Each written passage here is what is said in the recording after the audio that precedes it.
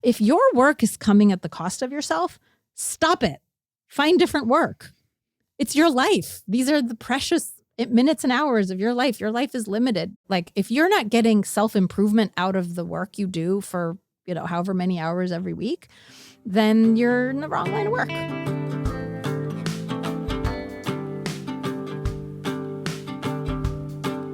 Hello and welcome back to the Hannah Frankman podcast. On today's episode, I'm speaking with Dr. Gena Gorlin. Gena is a clinical psychologist who specializes in working with founders, and she's also the mom of two at the time of this recording, an almost 4-year-old and an almost 1-year-old.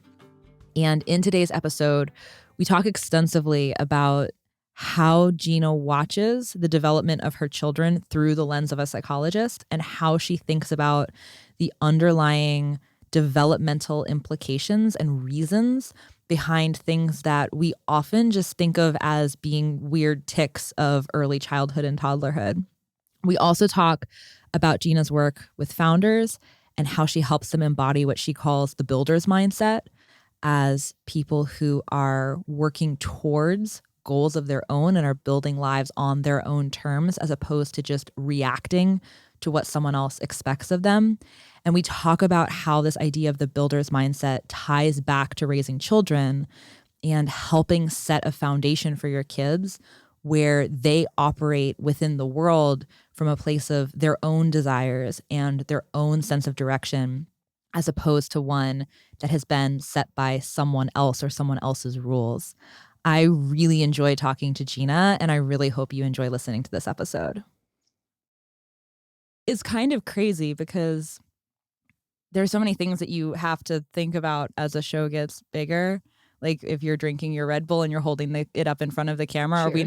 Are we now like endorsing Red Bull? Are they getting free publicity? How much are they going to owe you for this episode?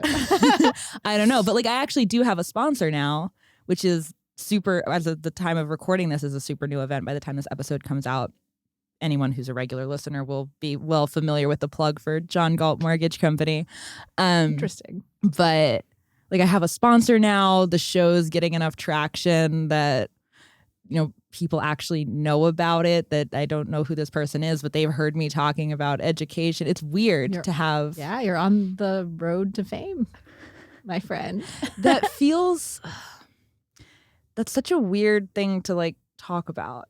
And I'm really glad as a psychologist, maybe you can give me a little pep talk here before we actually dig in, because that's the whole point of creating a podcast and building a show is for people to listen to it. I'm not, I mean, actually that's not true. I would do this very selfishly, even if people weren't listening, because it's such a great opportunity to talk to amazing people.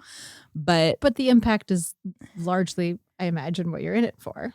Yeah. Like the thing that makes this worth my time, not just selfishly, but in terms of purpose, is people are going to listen. And when they listen, hopefully something that I say resonates, or something my guest says resonates, or it reaffirms some intuition that my listener has about how they're raising their child or thinking about education or living their own life or whatever. Yeah. Maybe it even inspires some action. And, that's if I can offer things that someone else hasn't discovered yet to them and say, hey, maybe this is worth trying or doing. That's such a lovely gift to give. Then that's very exciting to me. But I feel like the internet really desensitizes you to reach because, as of recording this, I have like 12,000 Instagram followers. I'm like, whatever. That's like nothing. And then you think about it, it's like, have you ever been in a room with 12,000 people? 12,000 people. No. And that's, maybe like a stadium. Like that's a lot of people. Yeah. And how many hundreds now do you have on Twitter/X? Almost 130,000 on Rebel Educator. Yeah. Which is... Have you ever been in a room with 130,000 people? No, but it's a lot of people. But it's weird because you look at all these people who have huge followings. You're like, yeah, the show isn't big. Like, not that many people are listening. And then you start running into people out in the world. And Austin's sort of a bubble where lots of people who are interested in this kind of stuff hang out. So it makes sense that you'd run into people in Austin of all places. Like if I was hanging out in Wichita or something, like maybe there'd be fewer people who are, I don't know. I could be totally wrong about Wichita, but I feel like Austin's like sort of this like outlier city where people spend a lot of time on Twitter. But it's really wild to like I was telling you before we started officially recording, that I've run into a few people over the past couple of weeks who know who I am and know what I'm doing. And some of them are at events where there are lots of Twitter people hanging out, and I'm, not surprised when I say, hey, like, somebody asked me what I do and I explain Rebel Educator. They're like, wait a second, you're a Rebel Educator? I've heard about this. I'm like, that's crazy. I've heard about you. You know what I do? That's wild. But then when you were out in the real world, and this happened to me a couple of days ago, which is why this is fresh in my mind. I was out somewhere and I ran into somebody, and he was like, I'd met him before, but he was not like part of the circles of people that hang out on Twitter. I didn't realize, like, there was no obvious point of connection. And he was just like, do you have a podcast? I was like, how did you know that? And he's like, I saw you on Twitter the other day. I was like, wait a second, like, I've met that girl. I was like, what? Like, you don't expect that to happen. Even when you do, because eventually that will happen more and more. Yeah, but it's such a weird thing to like separate out from a hypothetical and have it be reality. Yeah, just like, having a kid, right? Or, any given life-altering transformation, right? Or decision where we know in the abstract everything will be different, but that's just such a far cry from actually knowing what the experience will be like on the ground. Yeah, it's weird how disorienting these things can be, because in the abstract as a hypothetical, they don't seem strange. Like I'm recording, it seems so conversations, routine, right? And we know of all these famous people whom, like we'll discuss at the dinner table, oh, what was Musk thinking with this? Or, oh, that, Sam Altman and all of this craziness that, is happening with his board. But like, we don't necessarily model them in our minds as full humans. Right. There's this weird separation where they're both subject to a higher level of judgment, which is scary. Mm-hmm. But also there's this separation from reality and that away from their full humanity almost. Yeah. Yeah. I mean, I talk about the psychological needs of the ambitious and the really ambitious as an underserved population, right, within the mental health world. And this is a great example of what I mean, because this isn't something that we routinely talk about, except, once in a while when like there's celebrity suicide, right? Or once in a while when something happens and suddenly we realize, oh, wow, these are people with complex, histories and personalities and internal conflicts, and like it's actually maybe sometimes hard to be them, right? But most of the time, it makes good, copy. It makes good gossip, right? It's easy to abstract away, and I think as a result, a very normal and very challenging transformation that happens, and a challenge,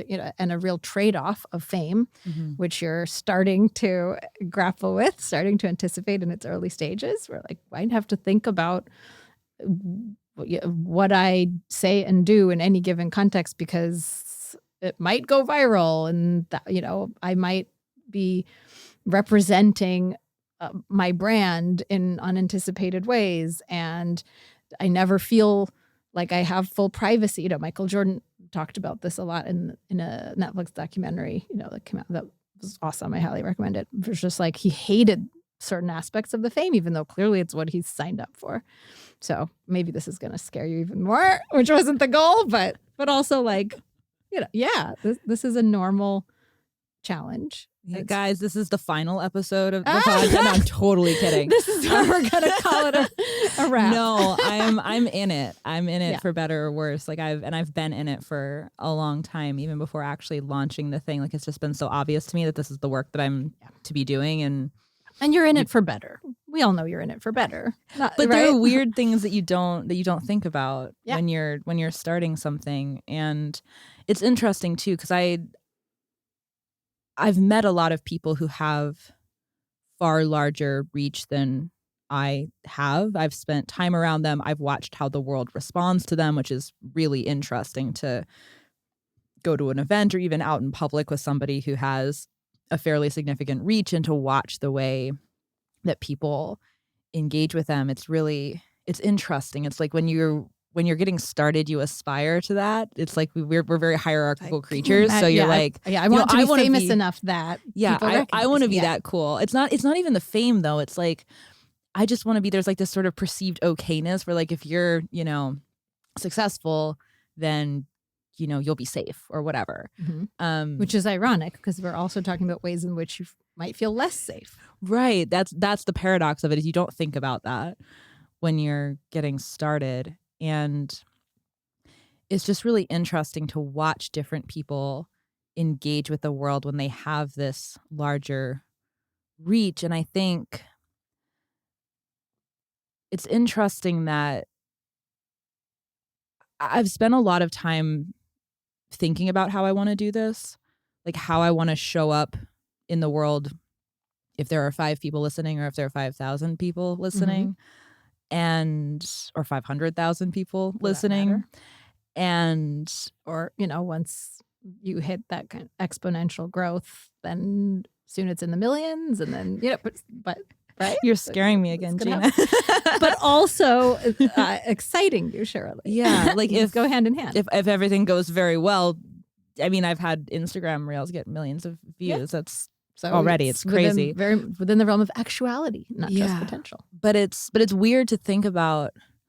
People. There are a lot of different ways that people grapple with like how much of themselves they want to put on display, or how honest they want to be. And one of the things I've always been very deliberate about in the podcast and the Twitter brand and like everything that I'm building is that, like, I think to do good work, you really have to be fearless about saying exactly what you mean, even if people aren't going to like it, even if you think that some people are going to think you're the devil incarnate for saying it.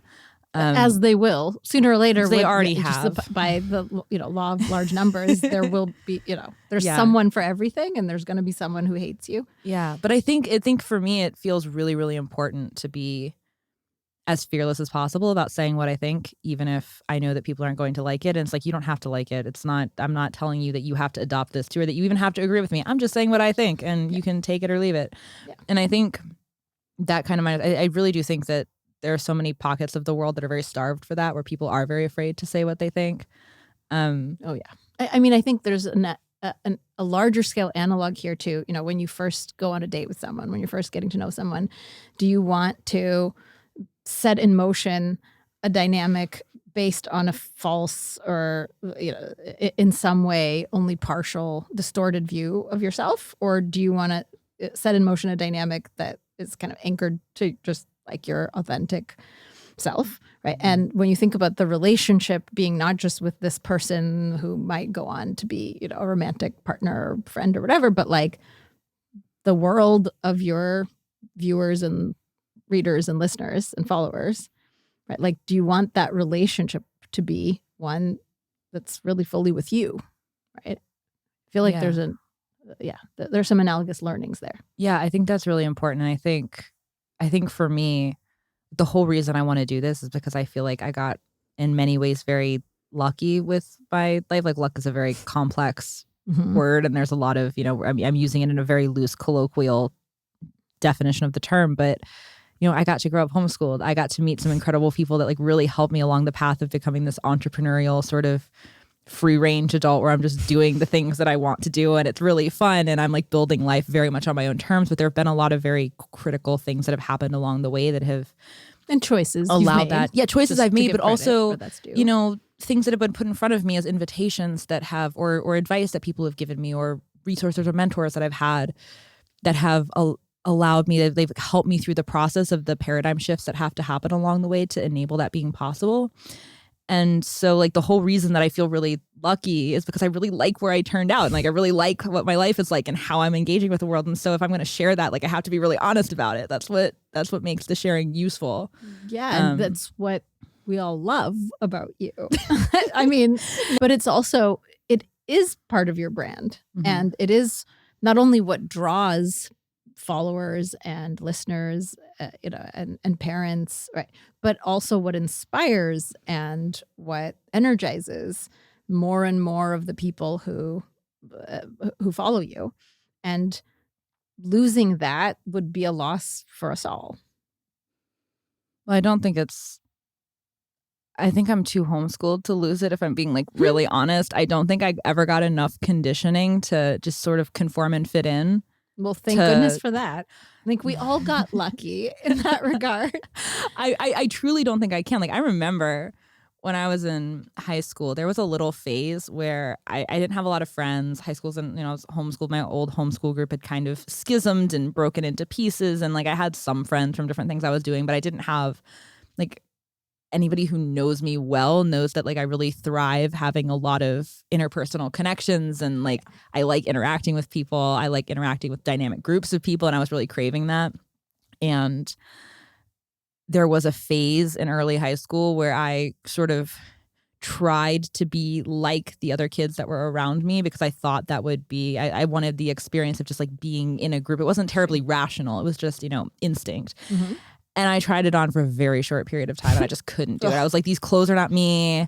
This, these pop culture references are not me. These conversations we're having, the mannerisms that we're using when we're talking, it just felt so put on that I couldn't stand it. Just like the distance. And I was like, I've already been, I've been homeschooled for too long. That's I can't amazing. do this. I mean, it's kind of nice. It's almost like you ran that experiment like as a kind of inoculation exercise. Like sometimes we'll treat a phobia by, or an addiction more so by pairing your desired stimulus with something really noxious and gross, right? Like we give you an aversion or you give yourself an aversion. And it's almost like, loosely, like it feels like, okay, it's good that you tried it. It's good that you ran that experiment just to be able to feel in a visceral way what the cost would be and just how distasteful it is to you to kind of give up on yourself.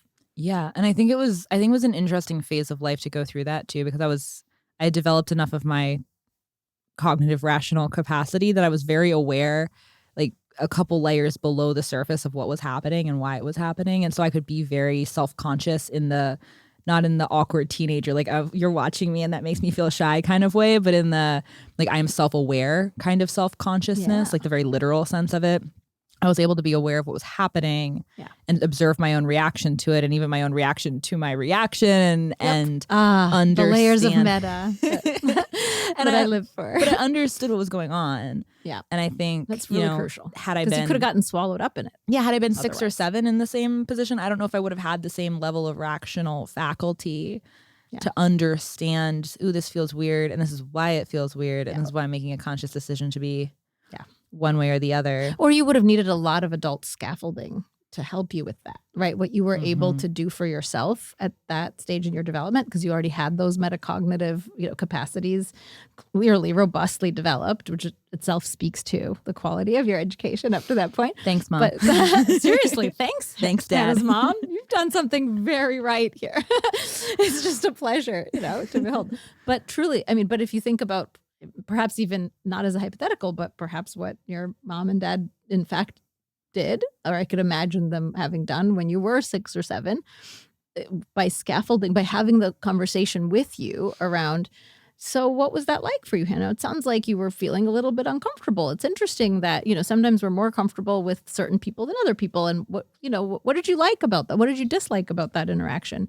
Oh, it sounds like you kind of, I noticed you were kind of shy and withdrawn, when you were talking to these, kids on the playground. And like, what do you think that was about for you? This is a lot of what I do now and just relish getting to do with my almost 4-year-old, to just help her develop the capacity for that inner dialogue. Can you define what you mean by adult scaffolding? Because you're giving examples of it, but I actually think this is a really important thing to like rationally parse out and define, because this is such an important part of the work that you do across the board, but especially with your kids. And it's part of why I wanted to have you here in the first place, was to talk about this. What does this mean? It's so fun to get to talk about this, because I'm just sort of doing it all the time, off book, so to speak, or off the clock, because, it's just, it's my kid. But I'm finding it very interesting to think about it as a kind of reverse engineering of the adult skill set involved in self-regulating, self-reflecting, in managing our own psychology, in identifying our own conflicting emotional states and understanding where they're coming from, and being able to really gain that kind of meta perspective on, okay, so I have I have two wolves. Right? One wolf is I really want to fit in with these kids. Well, and like, what is that? That's mostly a kind of fear-based. Like I don't, I'm afraid that I'll be lonely forever, or that they will make fun of me, or, XYZ. And then on the other hand, like I have the like self-expressive wolf of really wanting to to be fully alive with kind of my curiosities and with my spunk and with my, with the kind of energy that I want to put out into the world. And I want to be fearless and, like what's really in my way? And are those real obstacles, or like, was it really as bad as I thought it would be when I spoke up and, got a few looks, but also like that one kid actually was really like emboldened by what I said. So then, they spoke up too.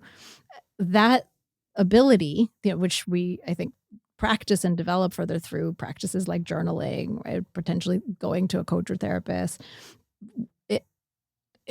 As a parent, I feel like I'm constantly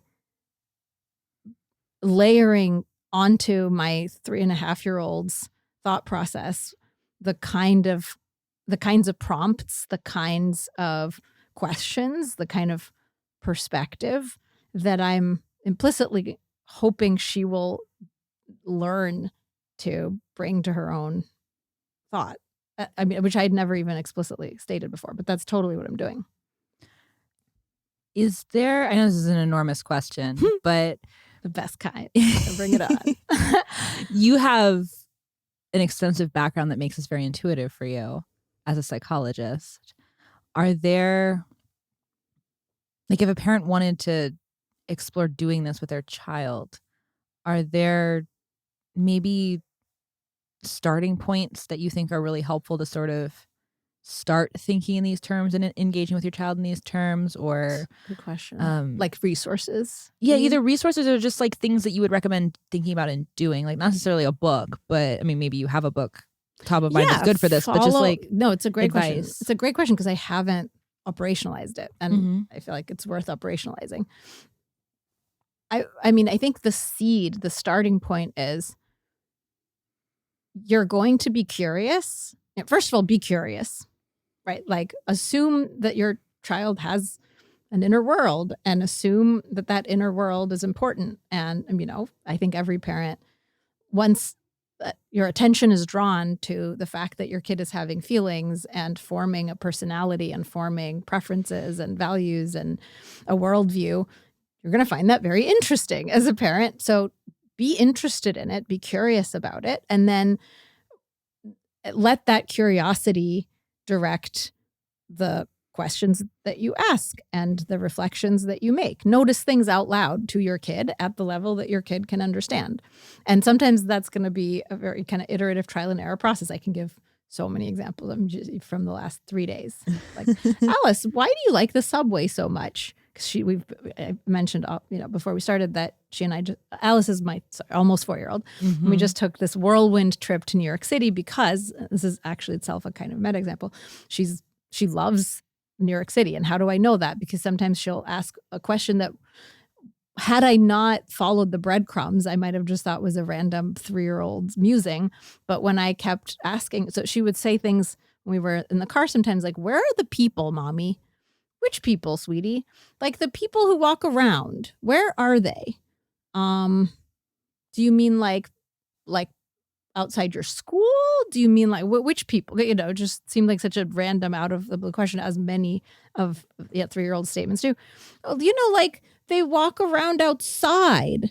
No, not in front of the school, but like on the road. Wait, you mean cars? No, people who walk around. And then after several more iterations of questioning, I realized she was talking about like the feel of being in New York City, being in Manhattan, like where there are people everywhere. She missed the people. And then I said, well, this is a different kind of city where there aren't as many people. And then she says, well, it's lonely. This is a lonely town. It's a town where, like it's boring. People are boring. Where are all the interesting people? And so we developed, I just like elicited more. And of course, in eliciting it, I'm also shaping it. And I'm very well aware of that. So I'm careful about what I'm sort of priming her with. But she she missed New York City. And knowing that, we took a trip. I brought her along for what was going to just be a work trip. And we went into the city where all the people were. And then there were just certain reactions that were really fascinating for me, right? And that I was curious about. So I followed the breadcrumbs. She kept wanting to take the subway. She didn't want to take an Uber. She didn't want the taxi. She wanted the subway. Alice, what do you like so much about the subway? And at first, it's just some nonsense. It's like, oh, well, because the people who made Rockefeller Center also made the subway. And because it's like, it's kind of like it's underwater and it's like, it's, like just like a bunch of free association. And then I continued, okay, well,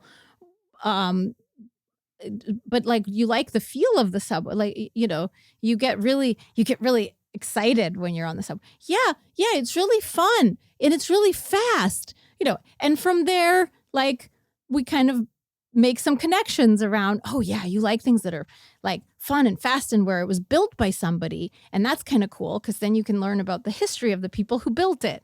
And now there's a whole narrative that she can riff on, and then she'll think back to it and like, and she will. She calls back, oh, it's like, because the whole reason we're on about Rockefeller Center is because of a song that has a lyric about how they all laughed at Rockefeller Center. Now they're fighting to get in.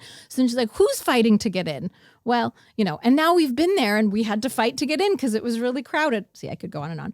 But this is what I mean. It's like I'm partnering with her in building a conceptual map of the things that she notices that she's making meaning of in the world and that she has judgments about and that she loves. I think that there's so much here in what you're saying that it strikes an intuitive resonance with anyone who spent time around small children. It's like, oh, so you know what I'm talking about. Yeah, I know what you're talking about. Yeah.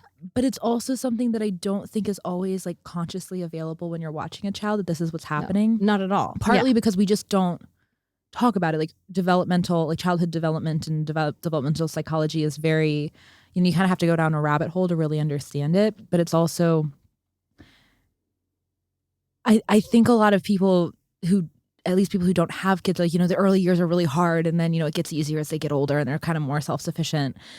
And that line of thinking completely misses out on the absolute magic of you're witnessing a human build the mental framework of understanding the entire world that they live in, that we take for granted as adults because we did this work decades ago, and we forget that we did it. We're just like, we've just kind of always been here. Like it's so far back in the prehistory of what we can chronologically before we were remember. Self-aware in the way you were talking about earlier, before we had that internal scaffolding that we ourselves could provide of, oh, interesting, I've had this thought before, right? Or, oh, wow, I'm reacting in a really defensive way, right? Like we didn't have those concepts yet. And so, it's really hard to think back and remember our own process of like building ourselves, right? Building our conceptual system. Right. There's all of the hard work that we do and also all the things that we learn fairly independently too, like walking and talking and all of these things that are incredibly complex skills. But even that sort of pales in comparison. Like, walking is a very complex set of motor skills. That's impressive that a child can learn that. But that's got nothing on building a mental model that contains the entirety of the reality that we live in. But that comes long before our like really chronological sense of time gets locked in. And so, that sense of time is very fluid. We were taking off for New York, and she sees that there's like some skyscrapers because the Austin skyline is visible as we're taking off. And she looks out and says, "Oh, are we in New York now?" Like she just has no conception that we have to fly there over a few hours, or sometimes she'll still say that, "Oh yeah, well when I was."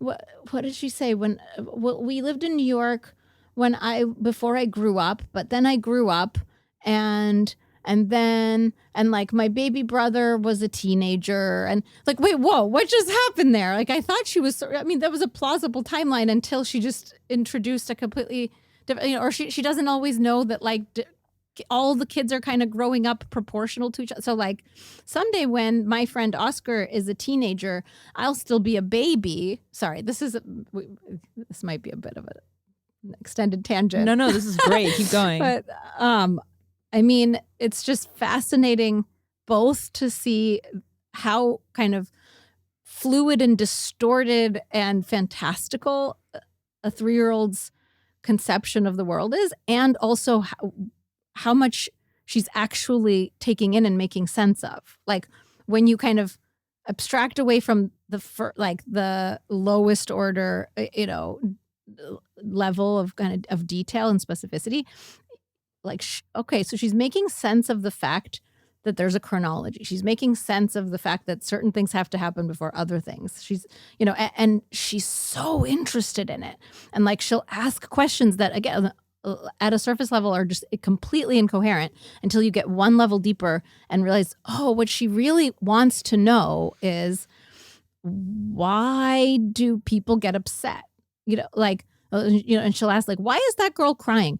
I think she's crying because she wanted her mom to listen and her mom wasn't listening. Like, oh, does that happen to you too sometimes, sweetie? Like, oh, that's really upsetting when that happens. It's like, they're telling you everything you need to know. This may be, this analogy may take too many liberties, so reel this in if you feel like this is not Oh, no, we're now accurate. reeling each other in. Oh, let's see how this goes. But I feel like there's almost, like, watching the history of a child, like the historical narrative of a child's becoming from this like very sort of murky world of infancy to this like much more grounded but still very chronologically murky phase of toddlerhood. It's and then as things get more and more, like, the timeline gets clearer and clearer and their own sense of progression gets clearer as they get older.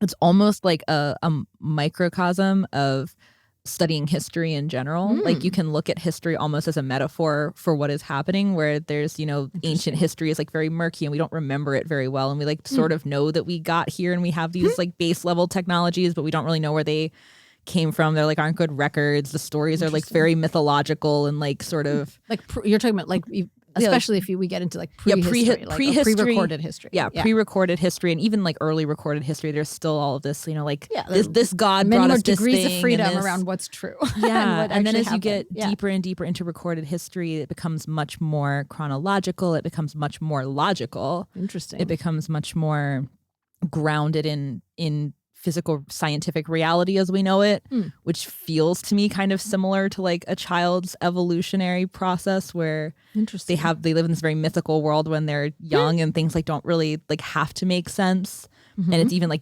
important that they don't, because it's part of their own like developments of associations and connections. And then they just sort of ground down into reality and become more rational as they get older. I don't know if this metaphor actually works. I feel like there's something in it. There's something. There's a kernel. I mean, you can make almost any metaphor, like analogous to what children do with their, unconstrained imagination. I feel like we can draw a common insight out of those two very different kinds of sort of timelines. And I feel myself choosing which insight to double down on as I'm listening. But I mean, I'm very curious about what you were just saying about, like, is there some sense in which it's necessary for that nonsensical, that kind of loose associational stage to really blossom? Like, is it necessary for it to sometimes not make sense? And I don't know in what sense it would be necessary, but I'm struck as someone who errs on the side of the logical and the coherent and the, and the rational. I've been constantly struck by the extent to which my 3-year-old's irrationality has a rational function to it and a rational structure to it. Like it's somehow, I think it's opened me up to like, wow, okay, yeah. Like maybe the Freudians are onto something with their dream analysis. Not that I'm actually going to jump ship and become a psychoanalyst, but there's like, there are real, there are depths to be plumbed there in terms of how she's making meaning of the world and the fascinating nonlinear, I think idiosyncratic process. Because I don't think her process sounds, there's certainly common elements, but her fantastical connection making is going to be different from the next 3-year-olds and the next 3-year-olds, and it's going to turn into a kind of signature of her personality and of her particular sort of value slant on the world. And that's part of what for me is just so delightful about watching it, is like I'm watching her form herself, like it just in what she chooses to connect with, what she chooses to find interesting and to kind of follow and to build upon and to fantasize and play pretend about. Like she's obsessed right now with this show The Lion Guard, and she's so interested in the whole notion of like, well, these animals are a team, and like they each have their strengths. Like the cheetah, she's really fast, also she has soft fur, and also like sometimes she likes to be alone and sometimes she likes to be with the other members of the team, and like sometimes they're nice but sometimes they're mean. Sometimes the same character can be nice and sometimes they can be mean, and then she'll play one of the nice characters who's being kind of mean at that moment because they're angry about the hyenas, and like there's just so much happening there, even though it's just this like very silly idiosyncratic string of associations seemingly. When you say that there's so much happening there, and you say that you feel like you're starting to feel like maybe this nonsense is in some ways really important, what about it is important? Or like what are the through lines that you see between that and the person that one Alice becomes? Is becoming? Yeah. I mean, I think you notice themes and you notice them recurring. Like she'll be on about how sometimes characters are mean, but because they're mad, and like she'll notice that, or she'll make it up where it's not even happening, but that's what she's watching for. Like that's really salient to her. This is like she's wearing that lens. She's like, oh, well, actually, I was being, I put that hat on Adam, the baby, her baby brother, because I was having a mad moment, but actually I wasn't mad. Actually, I was just trying. I was just tricking him. I was just tricking him into thinking I was mad. And like, I know where that's coming from because earlier the same day she was on about how a character in The Lion Guard was, playing at being mad, but really they were just upset because they felt kind of, lonely or whatever the case may be. And it's like, she couldn't possibly explicitly articulate, sometimes anger is a secondary emotion. And actually, it's a cover for sadness. Like that's so, many adults never learn that about secondary emotions being covers for primary emotions. Like that's a really complex concept, but she's actually noticing it. Like she's actually talking about that phenomenon at a level that's implicit, but that is a real insight. Like she's making a real connection there. And then, and I see it changing her behavior because the next time she's mad, she's a little bit more open in the moment. Like even as she's having her meltdown, she's a little bit more open to Alice. Do you think maybe actually what's happening is that you're feeling pretty sad because you really wanted that extra story and then daddy or mommy, like just couldn't read you another story. Like are you sure you're not actually feeling a little bit sad? And just she'll be receptive to it in a way she wasn't a week ago because she's gone through this narrative kind of exercise where in The Lion Guard and with Adam and in all of these jokey kind of fantastical scenarios, there was an emotion that really was about a different emotion. Like fascinating. It's really fascinating. I talk a lot about the importance of play in a physical context where kids watch people doing things in the real world and then they model them and they play them out and they get into their body what it feels like to go through the actions, which is why so much child's play, I mean, lots of it is fantastical and wild, but so much of it is also very grounded in mimicking adult reality. So playing store, playing school, playing house, playing kitchen, playing going to the grocery store, like all those types of things, playing post office, like all of those things are, you've latched onto some aspect of the adult world that you're fascinated by. And so you want to feel what it feels like to do it.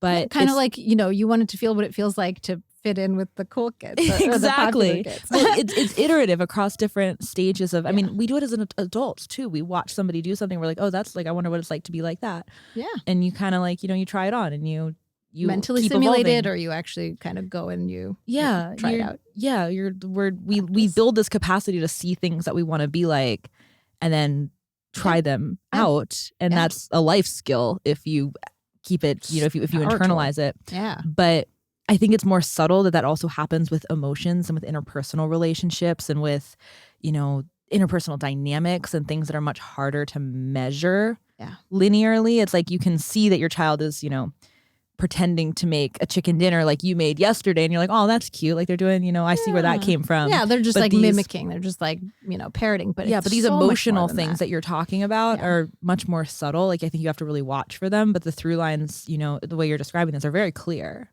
Yeah. Absolutely. Which is really interesting. Yeah. I mean, I have so many examples of even, like she spontaneously discovered play therapy for herself, seemingly because, so I often tell the story. I feel like I must have told the story on 3 podcasts already, but what the heck? It's probably a little different every time. But she went through a phase of first loving the scene in Moana where Moana is approaching the big scary red man who becomes the nice green lady. And then for a while she was really scared of it. And there was this one day that all of a sudden she didn't want to watch it anymore. She said, no, mommy, I'm done with this movie. Turn it off. And I said, really? And I thought it was just like going to be a whim of the moment, and then she would want to finish the scene because she'd watched it 100 times at least up to that point. But no, for over a month she wouldn't watch the ending of Moana. But what she would do is she would instruct me to draw a big scary red man, I think that's what she called the big red scary man. And then she would instruct me to draw Moana on a boat, and then she would say like, "Well, give her a boat so she'll be safe." Legitimate. I mean, this is the sort of thing that you would do in art therapy or play therapy with a child who's traumatized. But like, she's just kind of doing it spontaneously and like, okay, so now draw the heart of the nice green lady. So then she'll be nice again. And then after a while, she, wanted to watch the scene, and then she just kind of re-engaged with it in a whole different way. And I've just seen that repeated in so many different contexts as she gets more sophisticated. That's amazing. One of the things that I also want to talk about is how good you are at responding to her. So it's nice to hear. It's I try. I don't always succeed. You everything that I've ever observed and heard you talk about it, you seem incredibly receptive and incredibly, you're very patient with her. Like you'll talk her through all of these things, but you have enough of an understanding of what's going on under the surface that you're not just reactive to her. So the example that I'm thinking of as I'm saying this, I was at your house a few months ago and the kids had gone to bed. This is okay to tell. Of course. Okay. I'm sure Matt, my husband, has tweeted about it. I think X'd so. about it, posted about it. But still getting used to that. But so I was at your house. And we'd had dinner and I'd, hung out with the kids, and then they had gone to bed, and you and Matt and I were hanging out in your living room, but you had the baby monitor, and you kept hearing this weird noise. I think you were hearing a weird noise, or maybe, it was this, it was this weird, like ripping sound. A recurrent theme. And you guys were trying to figure out like what's going on. And so you flipped the monitor, like, from your son to her, and you were watching, and it was like dark in her room, so you couldn't see much, but it was just sort of, you could see her shadowy form sitting in her little chair, or like at the next to her bookshelf or whatever. I forget where she was sitting, but she had this book, and it looked like she was reading it, except every time she turned the page, instead of just like flipping it over, she'd rip it out.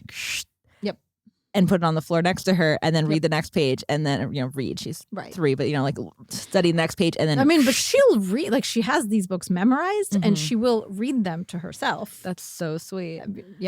So, but yes, no, absolutely. But she was ripping it out, and you were both like obviously a little upset because you love books, and you thought you could identify the book that it was, and it was one that had sentimental value, and so you were really like, it was a definite moment of shock and disappointment. I remember you expressing that. You're like, that actually like hurt. You're like, that actually like hurt my feelings that she ripped this book of all the books. Like I love this book. I got it for her. I remember that.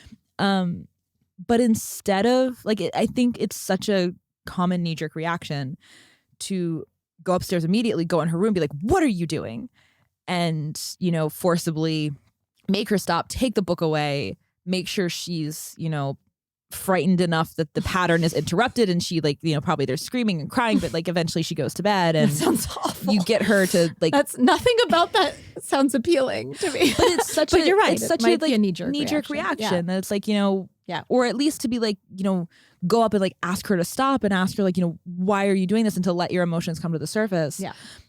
And instead the two of you just sat there, and you're like, I remember you were like, because you had said this has happened before. You're like, this happened a couple nights ago, or a week ago, and it happened a couple of times at that point.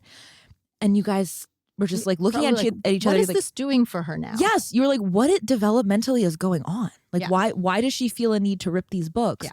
And neither of you had an answer. Neither of you knew. You're like, it's not really clear what this ties back to. Often the case when we first. But that was your first thought, is what is happening in her process of becoming that makes ripping the pages out of this book necessary? Yeah. Or fulfilling in some way. What is it fulfilling for her? Because you guys were also, because she had done it before and she'd been apologetic the next morning, she hadn't really known why she did it. And so you guys were also analyzing that. You're like, it doesn't, it seems like she knows she's doing something wrong. It doesn't seem like she's particularly proud of it. Maybe even she regrets having done it. Oh my gosh, there's so much. I mean, it's funny because there's more to this story. I want to hear. This is all that I know. Oh my gosh. I mean, this has been one of the fora for some of these conversations. I mean, so as she's developed, she's gone through a couple of phases. She's never ripped quite as many books quite as prolifically as that since we initially negotiated. So I remember very vividly the conversation we had the next day after, I believe it was after the very incident of which you speak, when she ripped a bunch of books. The next day when it was story time, I sort of sat with her and noticed that a bunch of books no longer had the pages in them. And we talked about, Alice, what do you think made you rip these pages? And what happens at first is her reasons are completely fictitious. Either she'll say she doesn't know, or she'll just give a completely fictitious reason. Because I had already finished reading it. As if she doesn't know that books are meant to be read multiple times. But she doesn't know that, and I'm making a judgment that she knows that. So I'll just keep asking. So, okay, well, that's interesting. But, we do return to your favorite books many times. And so did you not think you were ever going to read it again? That seems strange and interesting. What did you think would happen the next time that you want to read this book? And then she's kind of a little bit sad because she realizes, whoops, she'll never get to read this book again. We had that conversation, and we talked about how it's really...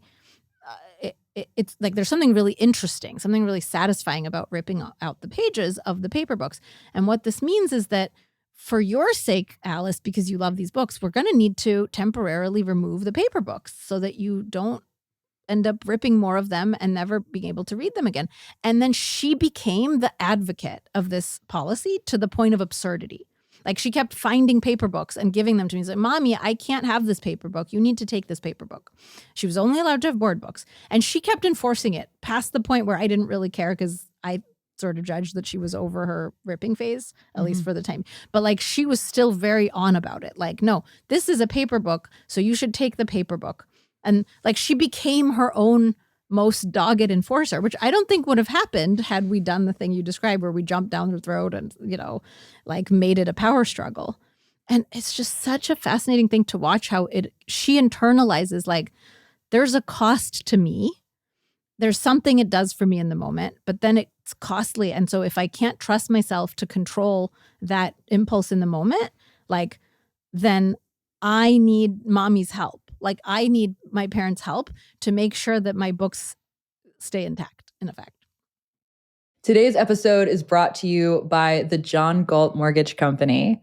Anybody who knows me well knows that I'm a fan of Ayn Rand's novels. And so I was incredibly excited when I found out my friends were starting a mortgage company named after John Galt.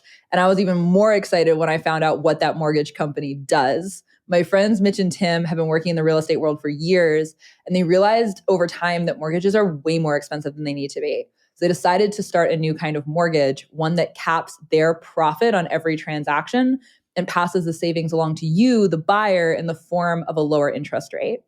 I am not currently in the market for a house, but when I am, I will absolutely be working with Mitch and Tim as my lender. And if you are in the market for a house, you should absolutely check out what they're doing and get a quote for the rates that they can offer you. You can find their work at www.johngaltmortgage.com, or you can find a link to their site down in the show notes. Okay, back to the show. That's so interesting. There's so much here that we could keep diving into, but there are other threads of conversation that I also want to explore. But before we completely pivot topics, when you're around a child all of the time, you're going to be around them when you're emotionally frazzled. You're going to be around them when your rope is run very, very short and very, very thin. Yes. You're going to, Indeed so. This feels very relatable just now. They're gonna get the best of you, and they're also gonna get you at your weakest moments. They sure will. And they're around all of the things that you have attachments to and that you care about. And so there are going to be so many times when they do something and your initial response is a strong welling of emotion, not just a rational, well, why did you do that? How do you bring yourself back to a point where you can like narrate through what's happening with her when you are dysregulated to begin with? Like, do you have things that are helpful to kind of bring you back there? Because everything that we're talking about sounds really great in theory, but it's not necessarily super easy to put into practice. So for one thing, I apologize to my almost 4-year-old like 5 times a day on average. I bet there are days where it's a lot more than that. Like the days I spent with her in the city was probably 20 times a day, because routinely, I mean, it's really hard to predict what's going to upset her. And when I'm frazzled and when I'm managing 3 suitcases and a stroller and trying to also contact our friend who's supposed to meet up with us, and she meanwhile really, really needs me to listen to her explain why that building is pointier than this other building and why isn't mommy listening? Remember to return to that theme. And for me, this is such a personal issue because I had a whole complex when I was little around not being listened to. So I really want to listen to her. And also I keep lapsing because I have this other stuff, and all I can do and what's really important to me to do each time is to genuinely apologize and acknowledge to her. And she knows that mommy makes lots of mistakes. It's funny because without calling out the relative who asked me this at one time recently, I received the question from someone near and dear as to, aren't we worried that Alice won't trust our judgment because we keep admitting to being wrong about stuff? There was some little home video where you could overhear Alice correcting Matt on some fact, and then Matt saying, oh, wow, yeah, actually, I was wrong about this after he Googled it, because this happens too in our household. And said relative questioned, like, wait, are you sure? Because isn't she, like, shouldn't, it's up to a certain point, like, shouldn't she believe that her parents have, authority? And it was just so, like, hilariously bewildering to me that, like, our whole parenting approach is based on the exact opposite premise, right? That the sooner she understands that everyone is, fallible and engaged in their own thought process, and that she needs to be engaged in her own, like she needs to figure these things out too for herself, the better, right? And the better equipped she'll be. And that we have a lot more credibility to the extent that we also acknowledge our errors and sort of correct ourselves and learn and iterate as we go. So that's the biggest thing, is just, like, I'm going to make a million mistakes, and I need her to know, A, that I acknowledge those as mistakes, and B, that my intention remains on the whole positive and loving, right? And so, and I also, so the second point also is that sometimes it's really actually good for her to see our emotions, right? It's not always the case that the success condition is to bottle up the emotion and respond, quote, how did you put it? Like, respond logically, like unemotionally. It's been really valuable sometimes to show her that I'm sad, or that is, wow, rather than angry. In many instances, right? Or frustrated. And of course we get frustrated and then we apologize to her. But like, for her to be able to see the real impact, that this, and we did at some point discuss in the book example, like this book was really dear to me. And I think it was the New York, I remember it all connects. It was a book I had bought her on my previous New York trip about Santa Claus in New York. And I couldn't imagine how I would ever get another one, and we talked about how it meant a lot. And she really thought about it. And she was really, and in the same conversation, I made sure to say like, and I love you and I'm excited to buy books for you that will be special. And it makes me a little bit sad that we won't get to read this one anymore.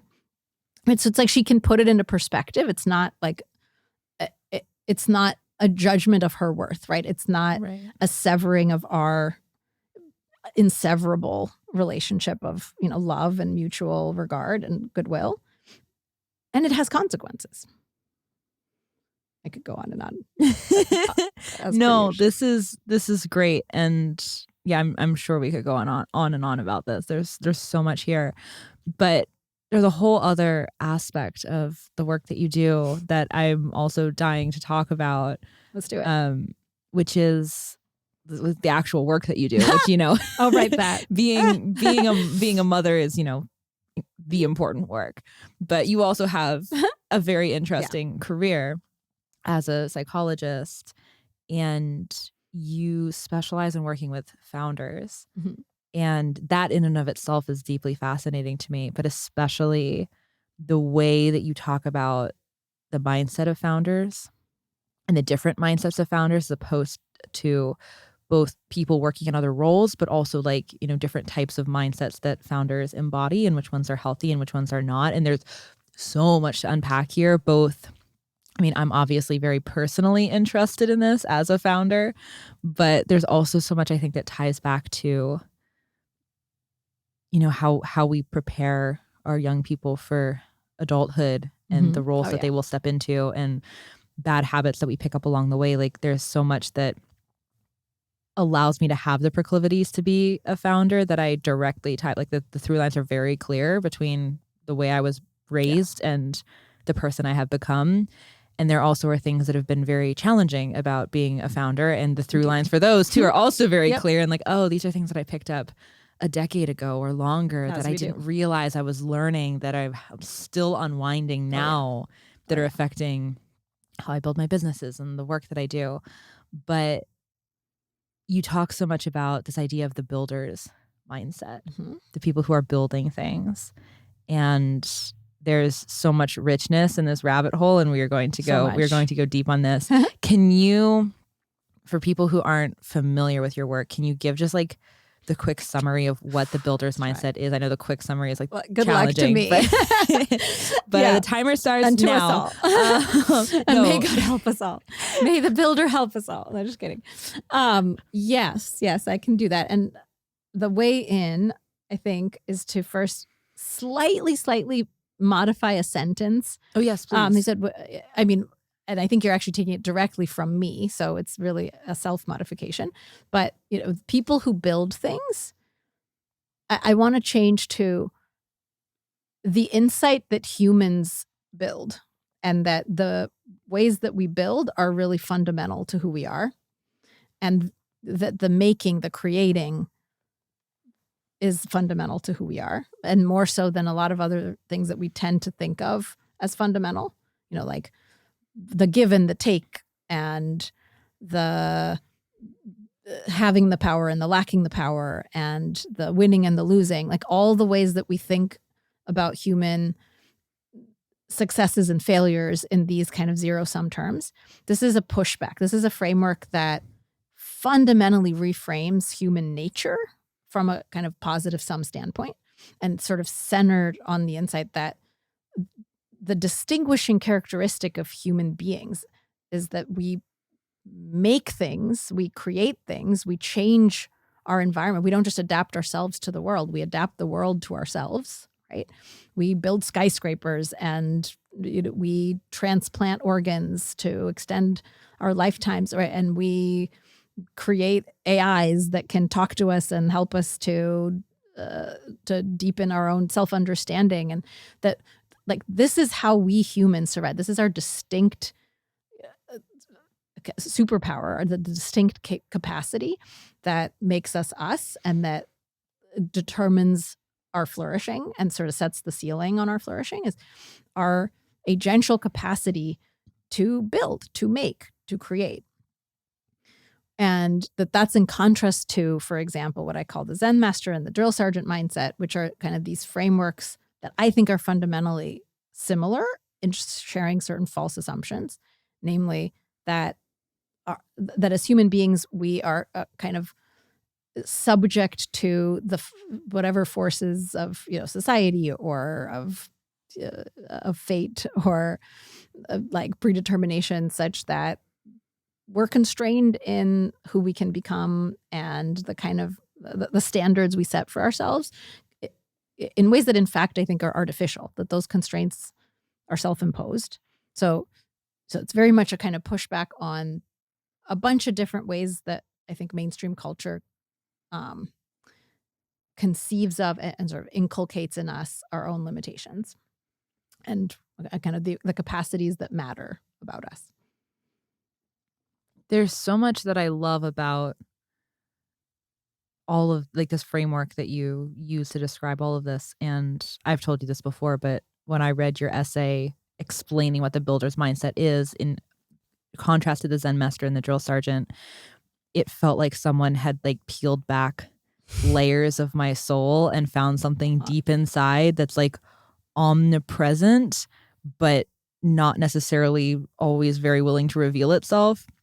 And you were like, no, I see it. I understand it. This is like, there's a very rational reason for why this is the way that it is. And also like, here's the very clear path to get away from these things that are very uncomfortable.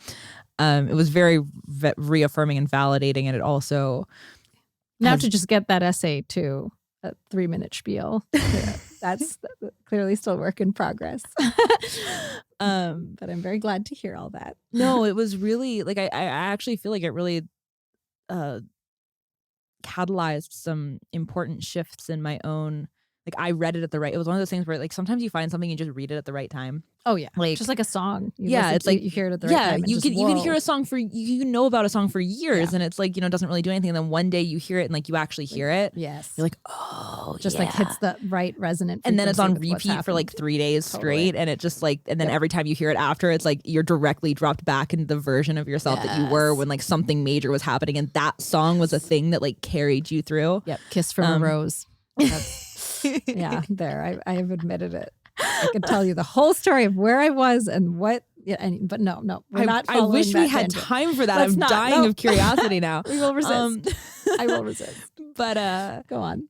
your essay was one of those things that like it just hit me at a moment where I was like, a lot of different things in the business that I was building and the projects that I were doing were very in flux, and I don't think from the outside it was obvious that anything was in flux and anything was changing, but on the inside it felt like I was like in a chrysalis and like all my like innards were like melting so that they could like reform in the form of a butterfly and not a caterpillar. Beautiful. Like, everything was like, it felt like everything had fallen apart and I was just like molten and I had no idea if I was like ever going to reform into something tangible and structured ever again. And look at you now. Yeah, I know. I have all my fingers and my toes and like it all came back together properly.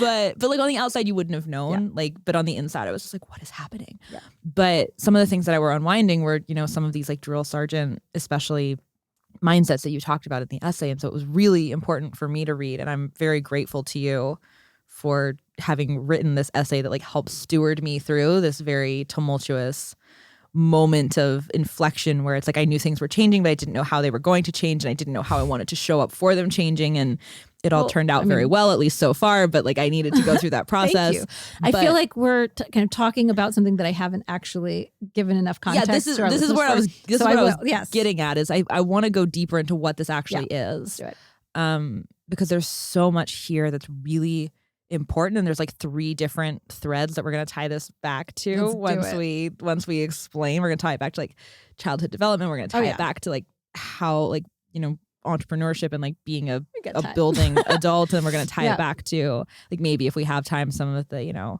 let's do it, just like the differences in how we raise ourselves in different contexts.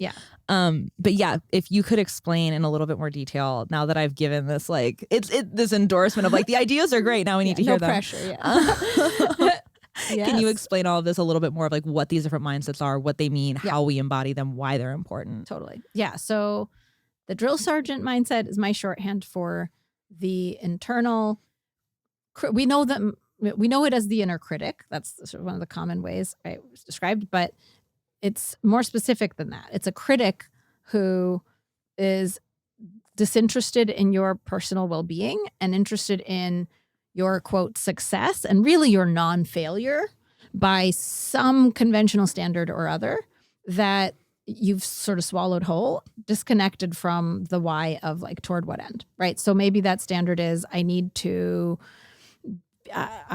be a really like impactful and high performing whatever podcast host or founder, or I need to go to an Ivy League school, or I need to make at least this much money by this age in order to prove my worth as, whatever, as a doctor, as a an entrepreneur, as a mother, as, whatever kind of role I've been assigned and have, subscribed to whatever ultimately arbitrary standards of worth come attached to it, whether from religion, whether from society, whether from parents, whether, wherever you kind of internalized it from.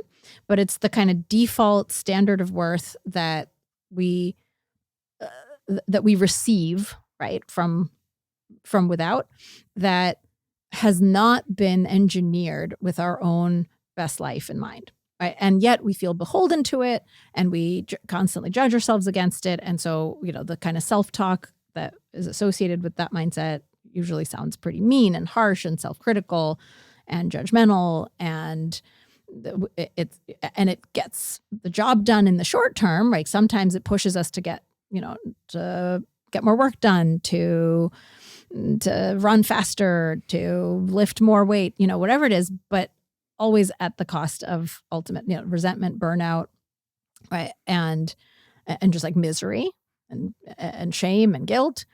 And ultimately it's not looking out for us. And then on the other hand, you've got what I call the Zen master, which is, I think, our culture's primary antidote to the drill sergeant. It's the mindset of, look, it's not about the destination, it's about the journey. We're focused on the process, not the outcome. Like setting all these high standards for yourself will just set you up for disappointment and pain. And, you can't control the outcome anyway. So don't get too attached to whether you succeed or fail, and focus more on the moment and less on past or present. I mean, we hear this a lot. It comes up in the context of, meditation and self-care and self-improvement kinds of frameworks and mantras. And I think a lot of it will sound on its face like very reasonable until you realize what it actually does to your motivation, to your ambition, which is, in effect, the advice is lower your bar so that then you won't be disappointed. But notice that it's not questioning the nature of the bar. It's not questioning that these are even the right standards for you to have, that it even matters that you go to an Ivy League school, or that you get straight A's, or that you have this many followers by this, point in your startup or whatever. It takes those standards for granted. And then it tells you, well, the best way to cope with these tyrannical standards is just to lower your bar, to not expect so much of yourself relative to the standards, rather than F the standards. What's your conception of a life well lived? And then aim as high as you possibly can, but like in the direction of your best, most joyful, flourishing, fully lived life. And that's the builder's mindset. So to come full circle. It's the only one of the three that's non-reactionary. The other two are both, in my mind, they're both reacting against someone else's standard. It's either wow, that's a really good way to put it. It's the only one. It's in a sense proactive rather than reactive. Yeah, right? the other it's two intentional. are both it's reactive. It's either you're reacting to the external pressure by just doubling down, which is, I think, a lot of us who are more ambitious pick that up really early on. That there's just, if you just like push really hard and like grind through, and so like in corporate culture. I mean, I hear this all the time, like at McKinsey or at whatever prestigious, like school or company, like you learn pretty quickly that this is how you climb the status ladder, and that these are the virtue signals, or the, the signal, like you stay in the office till 9, and, you report to, these people in this way, or like you brown nose these like middle managers, right? And like that becomes your conception of excellence. Yeah. First in, last out, 10% more, under promise, always over deliver, which there's layers of nuance here, because all of those things are, at some point they had a reason. Yeah, they're incredibly effective things to do if you're doing them for the right reasons. Right. Exactly. But or for reasons of your own at all, right? Because often we're just doing them. Right, which is the part that makes it reactionary. Like if you're doing it for you, it's a proactive measure to say, hey, I really care about this. I'm going to go the extra mile and make sure that, the person that I'm working with is really impressed by the work that I'm doing, because that serves my personal goals to do X thing. To contribute value to or whatever you're intrinsically motivated to accomplish. Yeah. Which is, funny you mention intrinsic, because intrinsic motivation is already packaging in this notion that it's kind of this irreducible thing, versus like, you didn't always have the motivation to contribute value to this company. You developed that motivation partly by getting to know this company and its mission and what it does and the people, and discovering things about them that are, that you want more of, and that you want to engage with in a way that, kind of puts you at the table with the decision makers who you really want to, get to thought partner with. Right. So it's not intrinsic in the sense that it's always been there, or that it's impossible to reason about. Right. I use it as like very broad shorthand. Yeah, which is perfectly fine. More as a sort of, it's directionally correct, even if it's missing some nuance in the specifics. It's like, so what if we say autonomous motivation, for example? Autonomous or internal. Autonomous it's actually a term that the originators of the intrinsic extrinsic motivation framework have since not so much moved away, but at least they've added nuance and conceptual richness to their original framework. And so now they largely, these are the self-determination theory researchers, if anybody wants to, follow that academic rabbit hole, but they've come to describe motivation in terms of a continuum of autonomy, of internalization. Like, to what extent are you doing this for reasons that are integrated with your value system? To what extent, like, can you really kind of see in a rich and sort of contextualized way, like, this is serving my life. This is moving me toward my goals. Like, I endorse, even if it doesn't always feel good in every moment, because it won't, right? Always feel good in every moment. There'll be friction and discomfort, and there'll be things you have to do that, feel rote, or just like that are really outside your comfort zone. So it's not always going to be in flow, but like at every moment, is it really just clearly connected to your understanding of what you're building and where you're going and what makes this worth it? And to that extent, it's more internalized. It's more integrated. These are terms that they use that I really think are, better, kind of more precise. Yeah, I will try to remember to use more precise terms. I don't know if I will, but it's like, I think there are lots of different, I think there's different languaging that you can use to slice exactly what you mean. Like the very personal motivation is what I'm getting out of, like, as opposed to some projected, like, I should want this. Exactly. Yeah, therefore. Because why? Well, because I will be a failure if I don't. Right. I'll be safe. I'll be successful. I'll have enough resources. People will like me. Right. I'll have some type of security. I'll have. Like, in whose eyes, right? According to whom and for what? Like, if you can't ultimately answer compellingly the questions, like, for the sake of what, right? Like, toward what end, then probably you haven't integrated it. Then probably it's not, a kind of builder-oriented motivation. And there's more thinking to do about, like, do you even want to be doing this? Yeah, it's interesting that I see this as someone who spends a lot of time on Twitter. I see lots of different sides of this play out, but especially there's this whole, like, productivity hustle bro culture on Twitter. And it's this weird phenomenon where there's a whole bunch of accounts that are all posting, like, productivity advice, like motivational, like, get up tomorrow and, like, do your cold plunge kind of thing. Yep. And there seems to be like they all kind of like reach this, all the accounts sort of reach the same size, which makes me think there's probably just like a fixed number of people on Twitter who really find this valuable, and they're just probably like clicking follow every time a new person gets suggested because they just like they just want to channel the productivity, and so they're like, I'm just going to follow more of this, and if I follow more of it, I will internalize it, and then I will act on it eventually, and it'll like my life will like I'll get my life together in the way that I hope. This is like a very high level non-scientific analysis of the phenomenon. It's a real pattern. But there's something happening there. And then there's sort of this flip side of, I see this less on Twitter, but just sort of in general in the world, there's this sort of flip side where people get really, really fixated on like doing the inner work of finding their purpose and finding, what it is that they want to be doing and what's meaningful to them, but sometimes at the expense of actually doing anything. Yes, absolutely. And really you need you need the two working in parallel. It's like trying to fly a plane with only one wing. If you're only doing one thing, it's like you're either going to go in a circle or you're just going to fall down if you don't have like the balance. Like you need a very carefully balanced craft in order to have forward motion. And so I think it's very easy to get very stuck on one or the other. And really the two things sort of have to be happening iteratively in tandem. Yeah, I mean, and while you're doing things in the world. It's interesting to even think like, what are the two things? Because on the one side, because again, like, does this map on to like, of course, I see the whole world now in terms of, there's the drill sergeant, there's the Zen master, they could sure use. I've been all of them at different points in time. As have we all. Certainly everyone I know. But so I can speak more readily to the self-improvement kind of culture. And then maybe we'll circle back to the bro-ish, like get up and do your, what is it? The cold plunge. Cold plunge. That's the one. Yeah.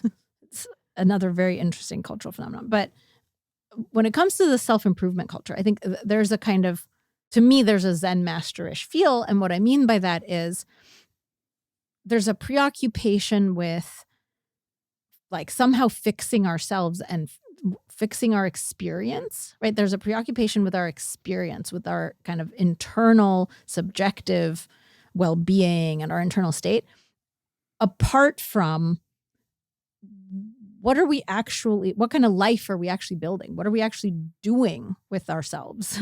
What is the world we're creating around us and for ourselves, as if that were somehow a kind of separate, detached, and impersonal aspect of our life, right? It's like, well, I need to focus on my self-care. I need to focus, which is code for I'm not going to work as many hours because work, we know, kind of comes at the cost of self.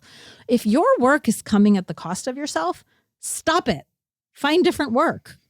It's your life. These are the precious minutes and hours of your life. Your life is limited, and the opportunity cost is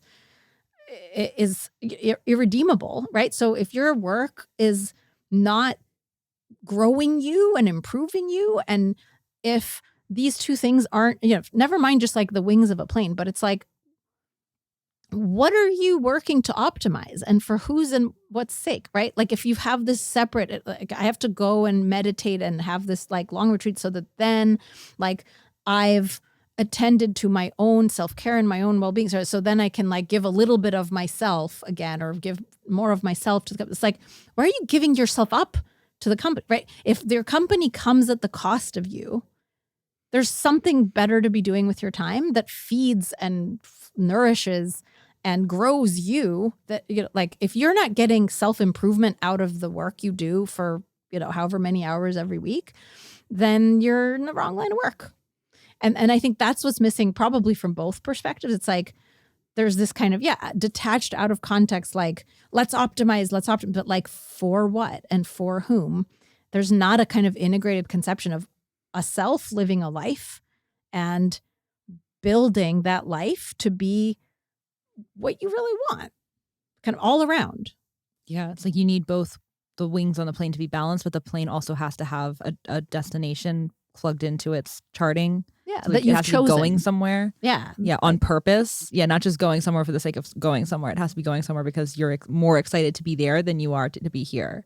Yeah. Which, once you start to get that direction alignment, and that's hard to do often. It takes a lot of time to figure out where you want to go. And sometimes it's very clear on a long-term time horizon. And sometimes it's much more incremental. It's like, well, I know I kind of want to be in this like next place that's not far from here, but in a little bit, like I kind of want to move directionally that way, and then we'll kind of figure out as we go where else we're stopping along the way. Yeah.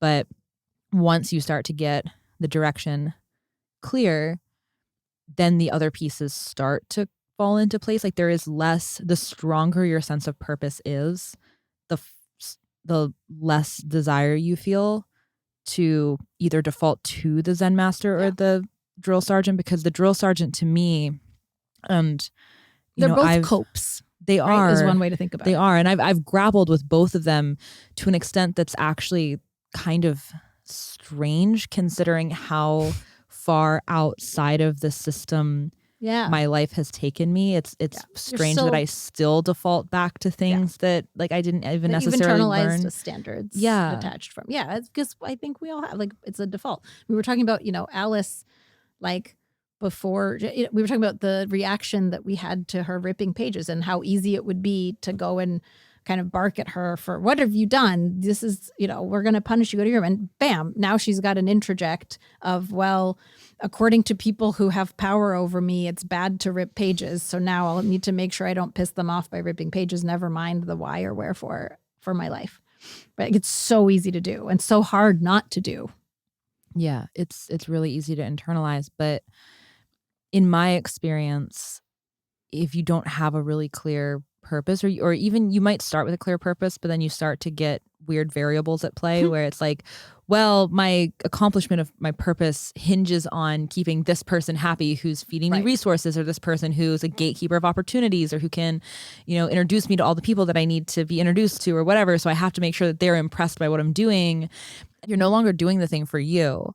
You're doing it for them. For a perception, right? Exactly. And it's even there, like there's this subtle but important difference between, like, are you doing it for them in the sense that there's something that you've judged that they kind of rationally want, and that you find value, that that you're trading some value for value with them, where like, I really want to make a good product for this, or I really want to continue this collaboration, and I need to make sure that I make it worth their while, versus I need them to think that what I'm doing is valuable, partly so that I can think that what I'm doing is valuable, because how will I know for sure unless someone else has validated for me that my judgment is right, because I don't fully trust my judgment of value, or my judgment doesn't matter because ultimately I'm at the mercy of whatever arbitrary conception of value these people hold, because their irrationality controls my life. Well, it's very easy. There's layers to this, because there's sort of a lack of trust in one's own self-efficacy. Yeah. That's in play here, where you don't trust yourself to get all of the outcomes that you want without someone else's goodwill or help. Right. And that can be very, like, that can, completely change the direction of your life if you don't have that level of, well, I'm going to, I want this thing and I can make it happen even if this person, I don't get their approval. And it can be something in terms of career outcome, or it could be something as simple as, like security in my like personal life or whatever. But there's this other side of it where I think people, if you haven't done the work to figure out what you personally really want out of life. And this is, I don't mean to diminish the difficulty of this work by saying it, because the way I'm framing it, like, it could almost come across as, well, you just like haven't sat down and thought about it. If you sat down and thought about it, then you'd have a direction. If it were that easy. That's not at all. For some people, some people either seem to have it very like close to the surface to begin with, or they're just like very purpose driven, or they happen to find something along the way that really speaks to them and they're like, this is my purpose. And for other people, it's much harder to find. But even then there's layers to it, right? Like you might, I have a fairly clear purpose at this point in my life around, the education work that I'm doing, but there are other things that also give me a sense of purpose that aren't career related, that would, if I didn't have a clear career trajectory, that would be dictating the course of my life instead. Like I really value, there's a certain type of life that I want to have. And, I really value my friendships and I really value, certain activities that I have in my life that I would structure my life around. And those things would dictate the path that I was on. And it would still be an intrinsic set of values, even if it was not, it would still be a purpose, even if it wasn't career centric. Yeah, but absolutely. It's very easy to just default to someone else's definition of what's going to make you okay. Yeah.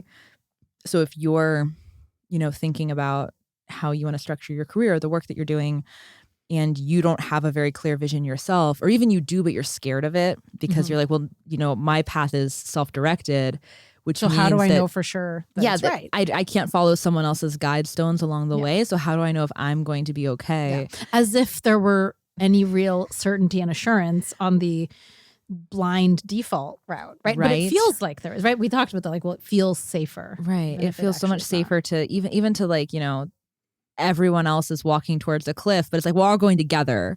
So it's, there's a safety in the numbers. Okay. Yeah. Even if like we all fall off and we die, at least like, we did it together and not alone. It's very strange. But I think that people so often just, overlay someone else's definition of or just purpose or direction on their own life trajectory. And I think we do this with our careers. We do it with our relationships. Yeah, we do it with our personal lives. We do it with the, the education of our children, which I talk about a lot on the show. Indeed. There are so many different ways that this manifests, but it's such a common phenomenon. Yeah. And it's the default. Yeah. I'd be curious to hear you talk a little bit about like how you work with people to sort of unwind that. Yeah. Because it's so important to be able to, but it's not absolutely necessarily intuitive to do. Yeah. So I think it's really important, for one, to recognize that like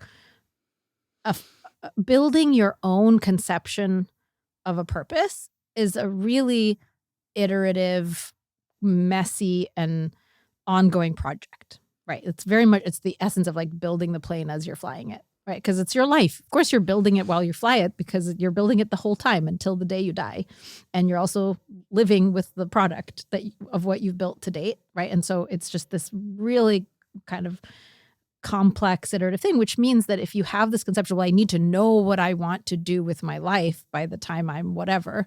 And I think often, I think our education system and a lot of the conventional norms in our culture push us to think. Like Paul Graham writes about this really well in his essay, How to Do Great Work, I think it's called, that there's this push toward deciding what you want to do, or kind of pegging yourself as, well, either I'm going to go to med school and be a doctor and be on that conventional path, or I'm going to be an engineer, or I'm going to be, whatever, independent contributor at this type of company or that type of company. Like to just have that decided for yourself at a point where you've never done anything real.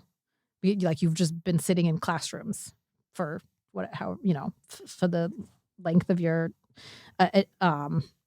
grade school, what do we call it, right? Education. And then you get to college where you're still not really doing anything real unless you like make a point of like working or doing something interesting on the side that isn't just more school and more, attending classes. And then you're pressured to kind of pigeonhole yourself at a point where you just don't have enough data.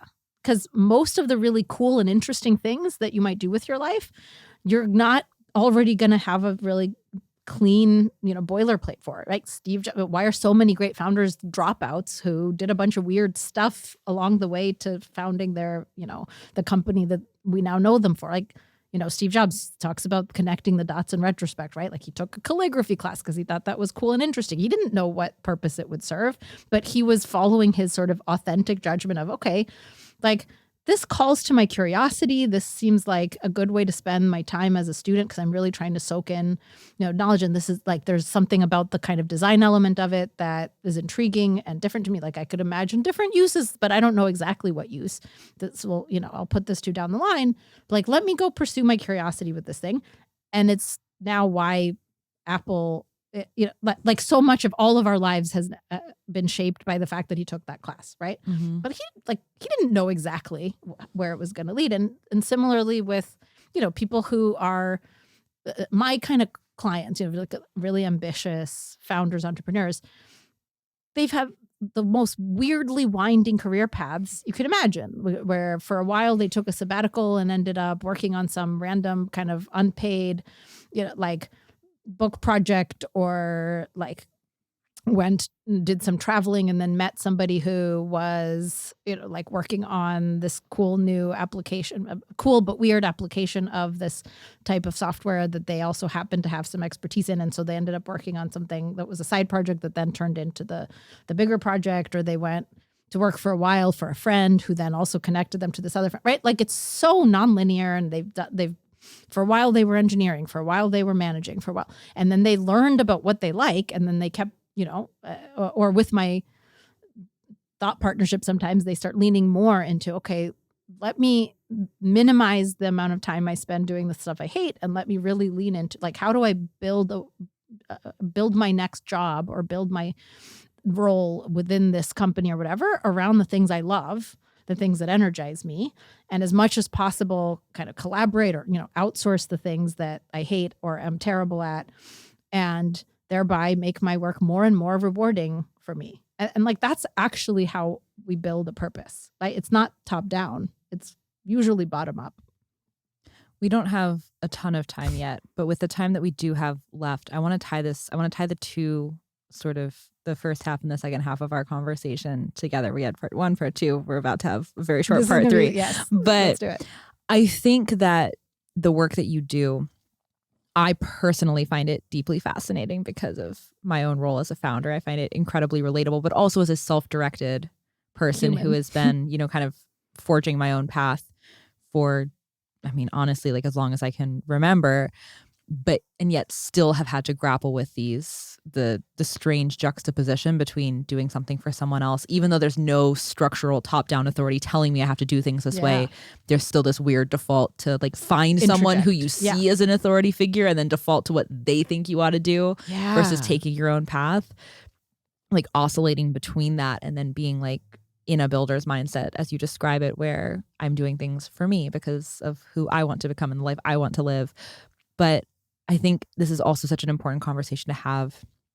It's important for life design in general, but especially education design for kids, because a lot of this gets picked up along the way. This need to default to someone else's standard of what you're supposed to be instead of your own. And I didn't really have that foisted on me. Like my parents didn't care if I went to college. They didn't care what career trajectory I took. Like I had very little pressure in any particular form, partly because I was very self-motivated to begin with. So I don't think they were ever worried about me. Yeah, some of this was just you.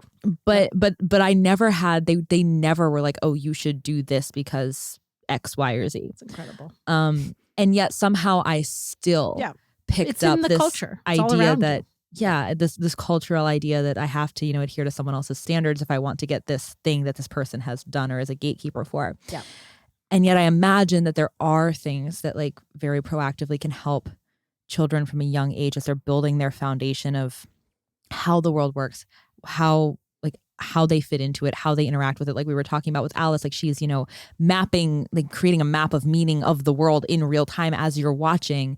If you get in the ground level foundationally, this internalization of you can be walking your own path and you can be in a builder's mindset. Yeah. That goes a long way as an inoculation against future things that like don't map onto the pattern, therefore don't make sense, and therefore you don't internalize as true. Do you have, I know again, this is an enormous question, but how would you describe how to think about, or how would you think about taking this idea of a builder's mindset and interfacing it onto raising children? Yeah, it's what I think about all the time, obviously, as a parent. And, I draw a lot of inspiration and guidance from Montessori, who I think got this about as right as any expert, any kind of educational thought leader out there. But I think if I had to kind of boil it down, it's always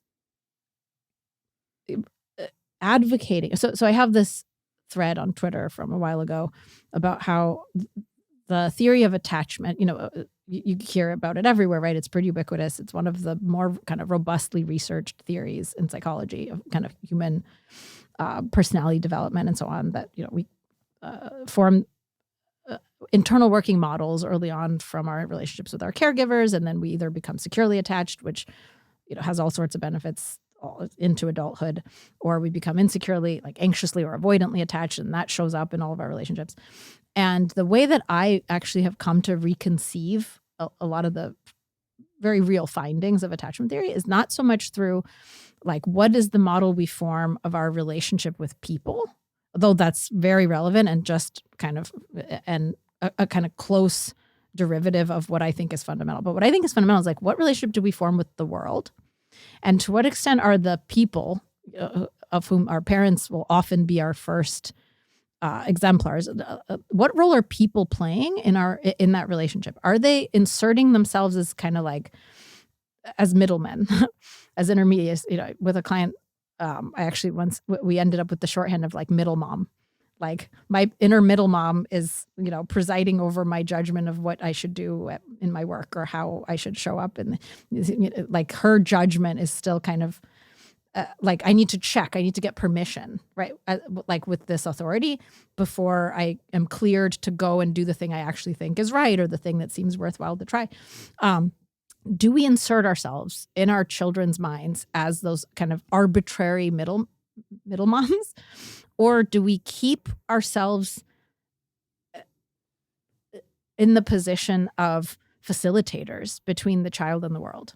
And this, to me, like this kind of actually guides so many of my moment-to-moment decisions with my daughter in the book example, and a lot of the examples, like, can I, whatever it is I'm asking her to do, can I either give a reason or kind of make it clear to her that like, I'm exercising my judgment based on what I think is good for you and or bad for you. And even if you don't understand it now, there is in principle reasoning. And I know that it's a big ask of me, and I'm sort of banking on the credibility that I have built with you to know like there's a thought process anchored to your life and needs that informs this limit that I'm setting. And is everything like that? Can I connect or can I apologize when I screw that up so that she knows ultimately mom is not the arbiter of how I live my life. My life is the standard. That's it. Like what's good for me, what's going to help me grow, what's going to keep me, like alive and not being hit by a car and not, poisoned by the weird thing I put in my mouth. Like, is this actually good for me? And there's a way for me ultimately to reason through what's good for me to do, what's going to bring me, health and growth and joy. And mom is just an agent on my behalf as I'm learning to do that for myself.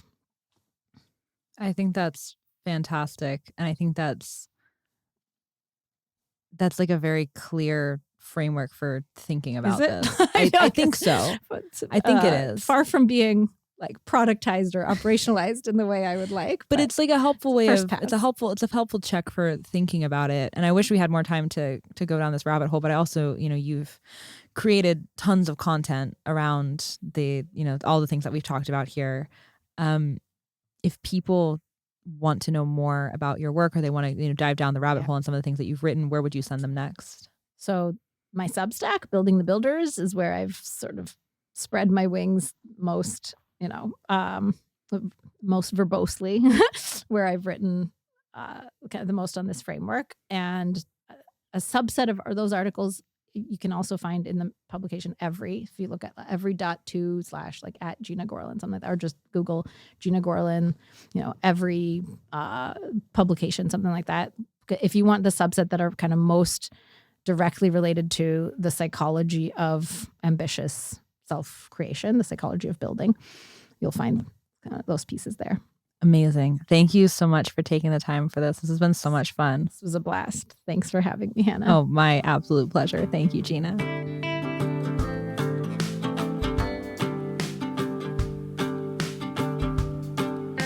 All right, that's a wrap for this week. Thank you so much for being here. If you're listening on Spotify or Apple, please leave a 5-star rating. Ratings are how this show gets discovered by other people, and it helps me bring in better guests. And no matter where you're listening, please like and subscribe to the show to make sure you don't miss a future episode. That's all for this week. Thank you so much for being here. I'll see you next week.